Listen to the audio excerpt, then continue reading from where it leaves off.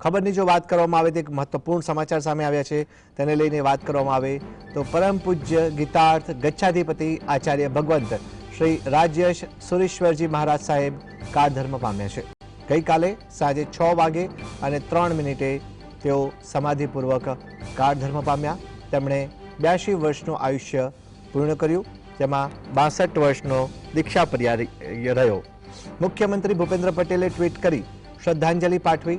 પરમ પૂજ્ય ગીતાર્થ ગચ્છાધિપતિ આચાર્ય દેવશ્રી રાજયશ સુરેશ્વરજી મહારાજ સાહેબનું સંસારી નામ રમેશ કુમાર હતું, જેઓ નડિયાદના વતની હતા।